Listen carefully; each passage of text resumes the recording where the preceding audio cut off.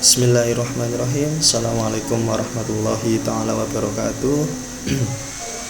Siang, perkenalkan nama saya Muhammad Adib Azwar Irhami dari jurusan Pendidikan Sejarah. Saya di sini akan menjelaskan dari gaya kepemimpinan. Sebelumnya sudah ada yang tahu apa itu gaya kepemimpinan. Nah, saya di sini akan mengulas apa itu gaya kepemimpinan. Gaya kepemimpinan tersendiri tentu meliputi beberapa aspek yang diantaranya sebagai besok kita di masa depan akan memimpin, seperti halnya besok yang kita pimpin. Tentunya tidak mudah.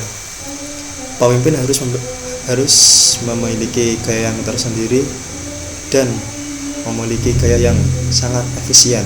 Di antaranya, pemimpin harus bisa beradaptasi kepada semua kalangan, baik bawah maupun atasan. Nah, di sini saya akan mengupas dari gaya kepemimpinan.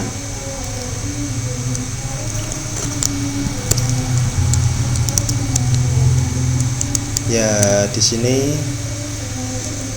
langsung saja gaya kepemimpinan. Sudah ada yang tahu apa itu gaya kepemimpinan?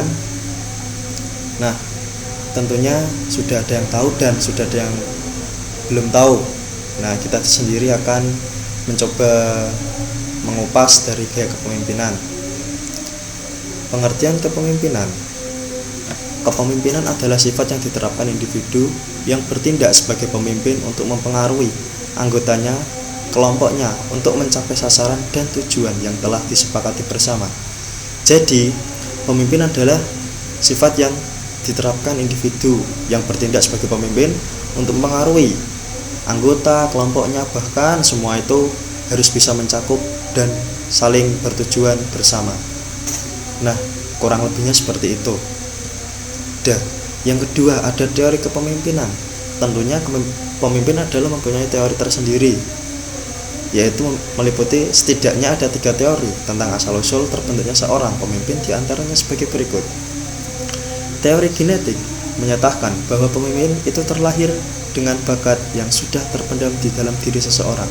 Jadi, menurut teori genetik ini adalah pemimpin sudah terlahir atau sudah mempunyai bakat tersendiri dari jiwa hati nuraninya yang sudah terpendam dari masa kecilnya, bahkan sudah berpengalaman dari berbagai organisasi, dan dia bisa dikatakan sebagai pemimpin dan cocok untuk memimpin dari kalangan-kalangan mereka.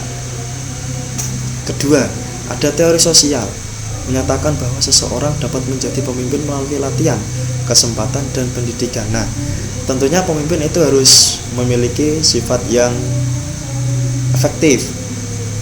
Nah, pemimpin bisa dikatakan efektif atau efisien. Seorang dapat menjadi pemimpin melalui latihan. Nah, jika kita sendiri belum banyak memiliki bekal latihan dan kesempatan, kita bisa belajar untuk berpendidikan, belajar melalui orang yang sudah senior dari kita untuk belajar menjadi sebuah pemimpin. Yang ketiga, ada teori ekologis.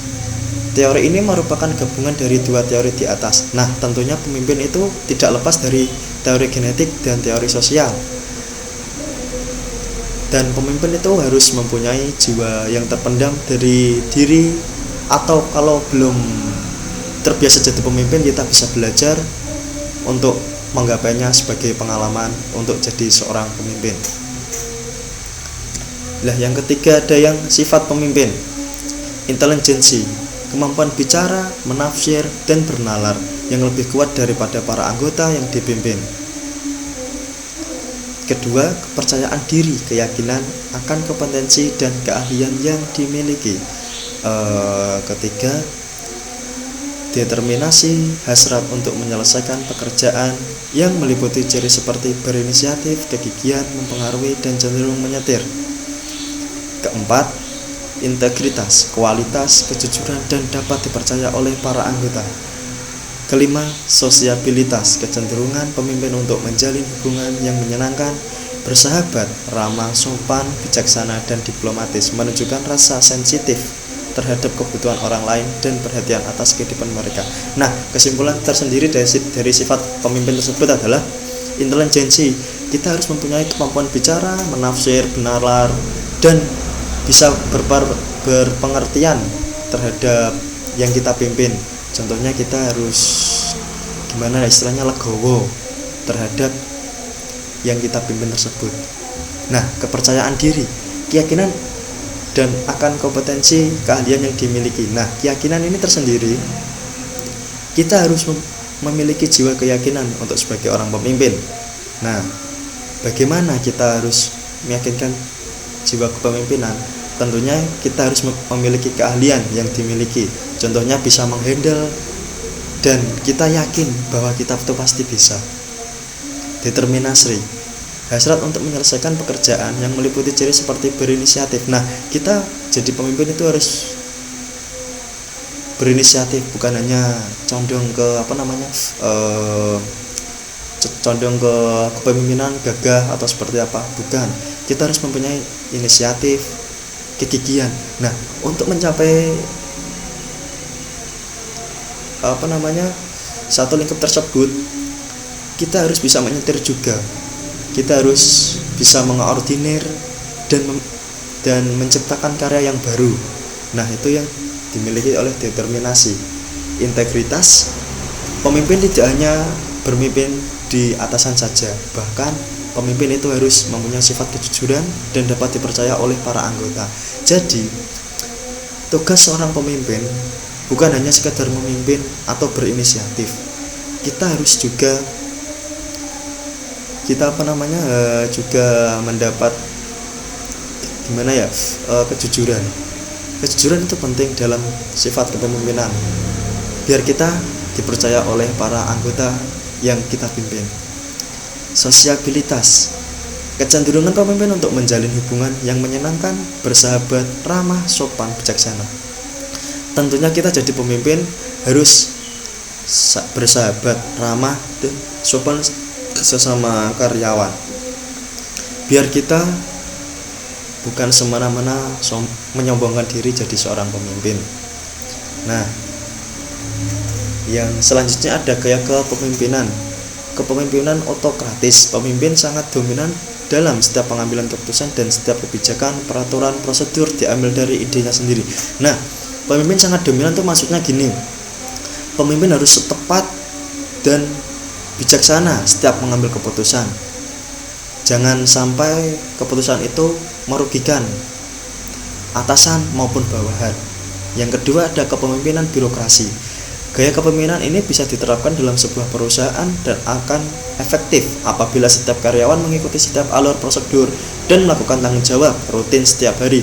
Maksudnya gini, pemimpin harus memiliki sifat tanggung jawab dalam arti bisa mengkoordinir semua yang dipimpin dari atasan maupun bawahan. Nah, pemimpin harus mempunyai bekal percayaan yang dipercayakan oleh bawahan dan serta memiliki sifat tanggung jawab terhadap atasan maupun bawahan. Nah, itu. Yang ketiga ada kepemimpinan partisipatif. Dalam gaya kepemimpinan partisipatif, ide dapat mengalir dari bawah anggota karena posisi kontrol atas pemecahan suatu masalah dan pembuatan keputusan dipegang secara bergantian. Maksudnya gini, dalam gaya kepemimpinan maksudnya berpartisipatif itu pemimpin harus mengayomi, ikut serta ambil dalam pekerjaan, ikut membantu, serta dapat mengalir dari bawah anggota karena posisi kontrol atas pemecahan suatu masalah dan pembuatan keputusan dipegang oleh secara bergantian. Nah, tentunya pemimpin bukan pemimpin itu pembuat keputusan. Nah, tapi pemimpin harus bisa mengontrol atas pemecahan masalah tersebut agar bisa jadi arah tujuan untuk atasan maupun bawahan, agar dalam kepemimpinan bisa berjalan dengan efektif. Keempat ada kepemimpinan delegatif. Gaya kepemimpinan ini bisa disebut laissez-faire, di mana pemimpin memberikan kebebasan secara mutlak kepada para anggota untuk melakukan tujuan dan cara mereka masing-masing. Pemimpin cenderung membiarkan keputusan dibuat oleh siapa saja dalam kelompok sehingga terkadang membuat semangat kerja tim pada umumnya menjadi rendah. Nah, maksudnya gini, gaya kepemimpinan delegatif. Gaya kepemimpinan ini bisa disebut laissez, di mana pemimpin membiarkan kebebasan. Nah, pemimpin bukan hanya harus menerbatasi, bukan. Kita harus saling membebaskan. Maksudnya membebaskan dalam arti bukan harus mengekang lah secara mutlak kepada anggota untuk melakukan tujuan cara mereka masing-masing. Nah, pemimpin cenderung membiarkan keputusan dibuat oleh siapa saja dalam kelompok sehingga terkadang membuat semangat kerja tim pada umumnya menjadi rendah. Nah, gitu maksud saya dari saya. Sekian dan terima kasih. Semoga bermanfaat bagi kita semua. Sebelum saya tutup, saya minta maaf sebesar-besarnya jika ada tutur kata maupun kesalahan dalam saya presentasi. Itu semua hanya kita untuk berproses dalam belajar, dan jika ada yang perlu ditanyakan silakan ditanyakan. Sekian dari saya, billahi taufiq wal hidayah. Wassalamualaikum warahmatullahi wabarakatuh.